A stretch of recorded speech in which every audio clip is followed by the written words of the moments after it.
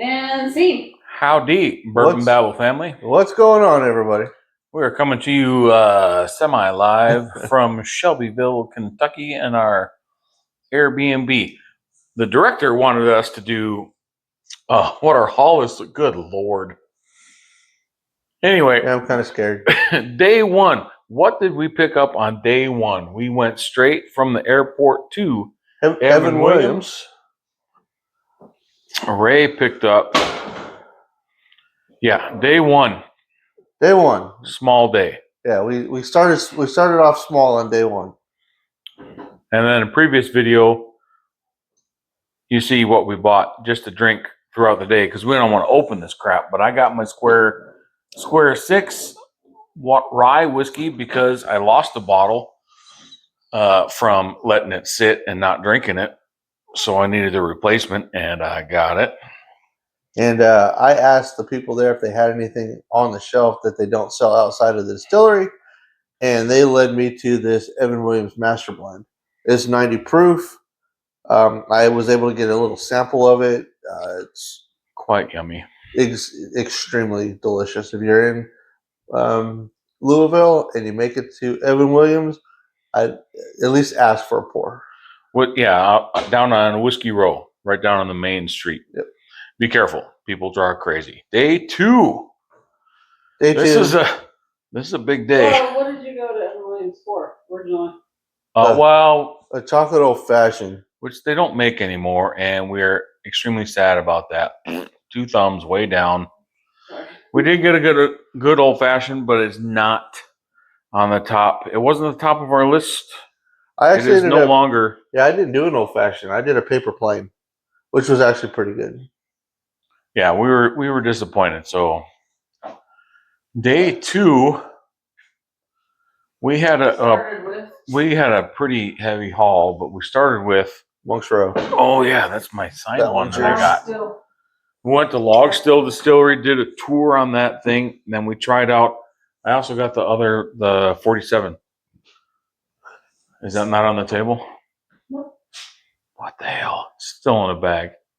Oh, that's right. You got the 47 too. Yeah. I forgot about that. So I got this toasted barrel. It's on the floor in the bag. But I picked up this toasted barrel finish Monk's Road from them, and it was cool. I got it off the shelf, and by golly, it's signed by Wally Dent. No, there's nothing on the floor. Horse malarkey. Where is it? Did I lose a bottle? No. Anyway, day two. They got another bottle of 47. It was a presidential release. And the 47, the number 47 comes from their DSP number. Yeah. If we find it, we'll show it to you. And then next we went from there to Limestone Branch. And we picked up a bunch. Well, I think we both. You got the toasted, I got the family recipe. Those two. Yeah, I got the toasted. This is an experimental bottle, which is, do they say 51% white core, 13 rye, and 12 malt, and it's when they used to do the 15-gallon barrels. Yeah, it's just experimental. 15-gallon barrels anymore. And this was picked and bottled. I don't know if bottled by, but Angel. Angel picked it. She got to name it. I got bottle number 9. I got bottle number 53. It's a 5-year thingy. And then, of course, I had to pick up another bottle of my Minor Case Rye. This is one of my favorites right there. Then I got a 6-year recipe. It's the Yellowstone family recipe. And you can only get it at the distillery. And I picked up, which I liked a whole bunch, Yellowstone Toasted Barrel. What's the age statement on that bad boy? It's 100 proof. It don't say. Barrel 16 of 30, so it's a single barrel thingy too. Yeah, if there's no age statement on it, I would say it's probably 4 years old. Yeah. Because if it was a straight bourbon, it would have to say 2 years on it. So still, yeah, love these guys. Small time distillery. We also get Wilderness Trail. We didn't get anything at Wilderness Trail because they're supposed to have some signed bottles at the whiskey festival that we're going to tomorrow. So hopefully that they're there. But our tour guide Frank was really cool. Oh, I did get a flask. It's up there. And we got a So- couple shot glasses on our tour. Oh, we got Yeah. some shot glasses. But the cool thing is I picked this up because Jen got a tasting, but she don't drink.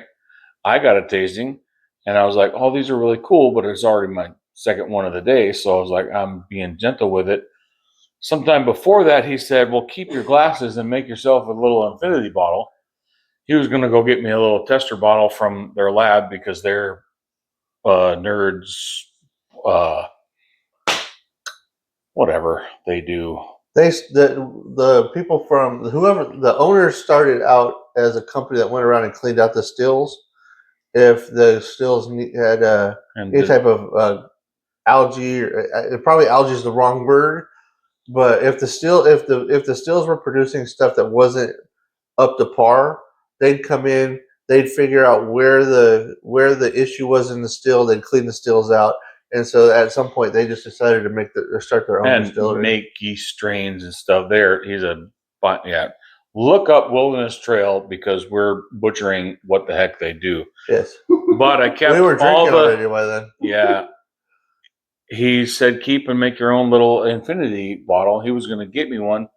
He didn't have one available. I said, well, I'll just buy a flask, and I only filled it up a little bit. He says, and he topped it off for me. So I have my own little infinity flask from Wilderness Trail. What do we do from there? Went to Jim Beam, right? Oh, yeah. 'Cause we Random. had to look for one I was of the looking for bottles. Baker's 13, which I still can't find. But they had this pin bottle decanter. It's just got an 8-year Jim Beam product in it from the top of the rick house at floor number 9, which is unique because as we learned, We learned. there's no more 9-story rick houses allowed in Kentucky. So these bottles came from the last standing 9-story rick house that was built when Jim Beam was alive. So what they did is they took all the barrels from the 9th floor of those rick houses, and then they put together a special decanter because I guess back in the day they had a bowling pin decanter at one point, and it was Jim Beam's favorite decanter. So this is in honor of Jim Beam and the last rick house, 9-story rick house standing when he was still alive. Yeah, and they said they can't even just let it be grandfathered in. They got to tear it down. Yeah. Lame. Government sucks. Okay. What's so next? That was day Date? 3/2, actually. Yeah. 2.5. Anyway, so yesterday we did the Mega Caverns, which is really cool. For me, Yeah, we Then did we something did- non-bourbon. tasting at Stitzelweller. Which we didn't get anything there because they didn't have anything that we could afford that we can't get in Nevada. So there's no need to haul it. Yeah, I ended up getting a gold-plated tin Julep cup. julep The cup. mint Thank you, julep mint julep cup, and I put bourbon babble on it. Yeah, they etched it in. It was really cool. Yeah, they'll do that right for you. You don't have to buy all 5 bottles to get that. You can just go there. Because the buy the 5 thing. bottles was the bow. The blade and bow. So Blade and bow. yeah, so the blade and bow has 5 keys on it, and that's a representation of the 5 grains. And so if you collect all 5 keys and you take a picture of them, they'll engrave your name on a gold-plated mint julep cup.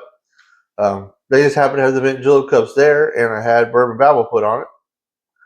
But the interesting thing we learned about on that particular tasting at Stitzer Weller, I was always under the impression that Pappy Van Winkle was made at the old Stitzer Weller distillery and then sold off to Buffalo Trace. That is so not the case.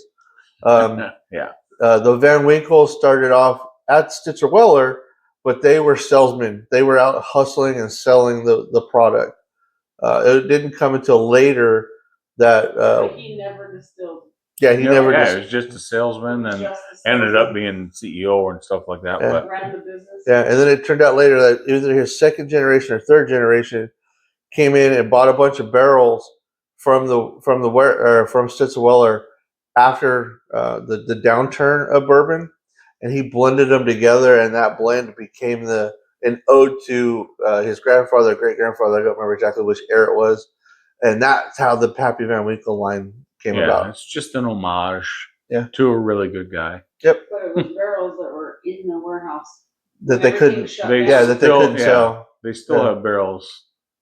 What in was there. that guy saying? They were trying to sell barrels for $200. $200, Nobody yeah. bought one. $200 a barrel, I and nobody know. bought anything. Where were we in the 90s? Right? 1992. Just the year after drinking graduation. Jim and Jack, and yeah, not worried about our future.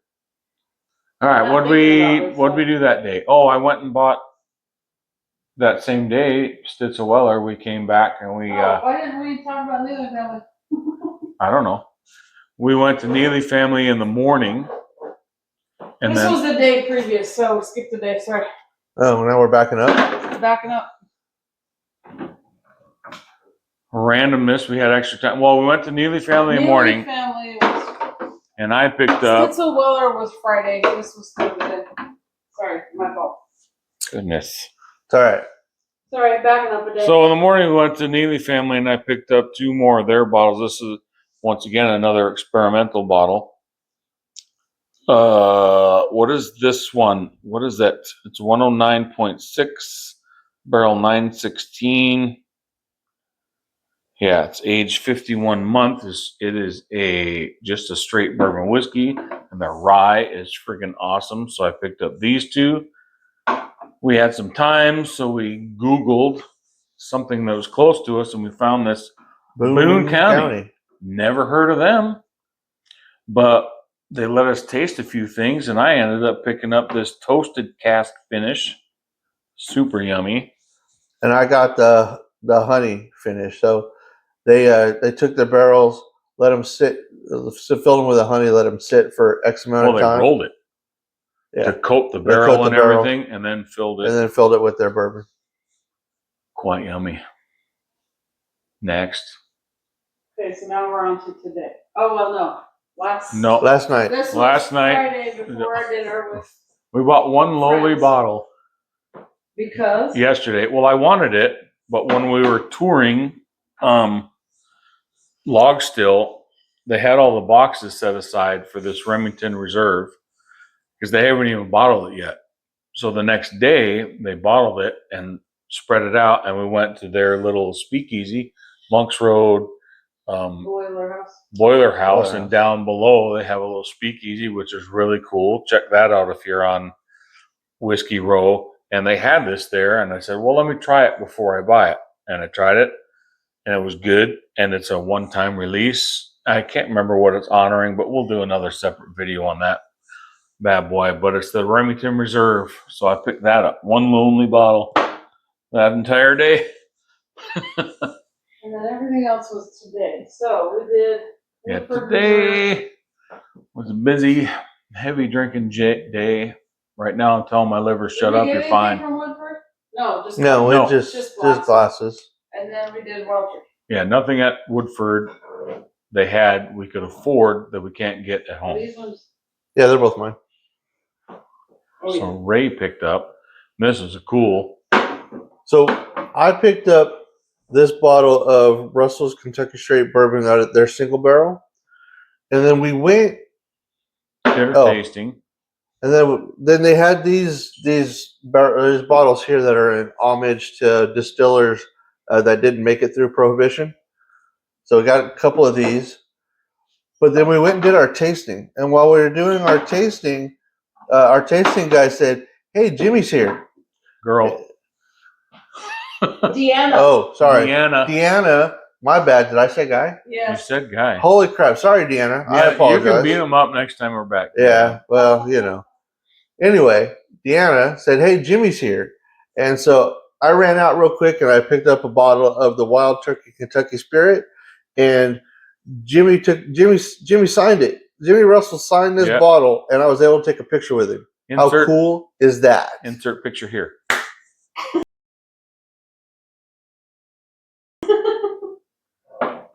I got there's a private selection, and this one is from Warehouse CNE, which is the Camp Nelson. Camp Camp Nelson. Nelson one. I don't know. I can't wait to try it. We'll bring it to video.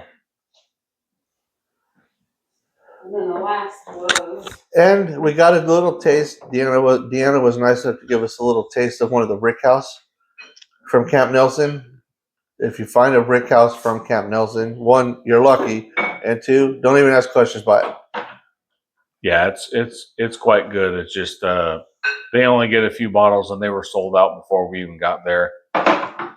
And then the fun thing, the director finds out this place called Whiskey Thief Distilling. And it's another craft distiller. It's 2 buildings right now. It's really awesome. We went there and our guide, David. And what's his dog? Ranger. David and Ranger took us on a tour, but he's like, have you guys been on a bunch of tours? Cool. I don't need to explain this crap. He goes, you want this? And it was just back and forth. Let's go to tasting. And they are so craft. Everything is single barrel. And It's unfiltered, uncut, which means it has no filtering. So there could be particles in your bottle. All the oils, everything is still there. Nothing's filtered out. It's amazing. They got 5 barrels that they had for the day to try out, and they just whiskey thief it into a glass for you. And we chose on this day. What is today? September 6th, 2025. On this day, they had this bottle, which was barrel number two, basically. Yep, barrel 2. Each of these barrels you'll never taste again. Right. Yeah, that's it. That's all you get. I'm pretty sure both of these will be gone tomorrow. So whoever got a bottle, if you're seeing this and you see Whiskey Thief Distilling, you got barrel 2 on that day. What is a mash bill? 74-18-8, 96. That was the weeded, right? 103. Yeah. This is the weeded one. And just so freaking good. And then they had this one, which was their rye, coming in at, not a rye, but this was amazing. 144.6 proof. Yeah, at 144.6, you'd have never known it. It is super smooth, so good. But yeah, we whiskey thieved it off. Add in video here about that. Yeah, did it ourselves in the bottles. They wrapped it up for us, sealed it up right then and there, and then we hung out on the back patio, had ourselves a cigar. Yeah, on most Fridays and Saturdays, they open up their back lawn for just hanging out. They've got somebody that'll play music. They've got like a food truck. A food truck, yeah. And they've got cornhole out in the back. They've got a campfire going in the back. It was like hangs out. It was like your buddy or your long lost cousin opened up a distillery and said, "Come and check it out." And that's what we did. We met a lot of new people. Hopefully, some new subscribers and stuff. If you're one of them and you recognize us, give us a like, comment, let us know that you saw us there. Let us know you saw us. And then, yeah, this is, we're pretty much done because I don't know how we're getting all this home. I do have 3 more bottles that I've got hiding. One I bought for a friend of my daughter's, and 2 were given to me. So we'll bring those up on another video. But this is just what we bought today or this week. I think we're done for the most part. We've got the festival tomorrow to do. Yeah. And then we're just going to be trying to figure out how to get all this back on Monday. I'm still chasing that Baker's 13. If I can find it, I'm buying it. Other than that, I'm just going to be doing a bunch of sampling tomorrow at the Whiskey Festival. I told Frank I was going to buy a Wilderness Trail from him because he's going to have some signed stuff there. I don't know who he is other than a tour guide. Yeah, I mean, but I'm going to get a signed bottle from Frank. Maybe a picture. Other than that, we're just going to go there and see what it's like, and we'll report to you because we can't film or nothing there unless we pay extra and get on whatever. So yeah, we'll just let you know how it is before and after. Cool. Yeah. Thanks everybody. Thanks for watching.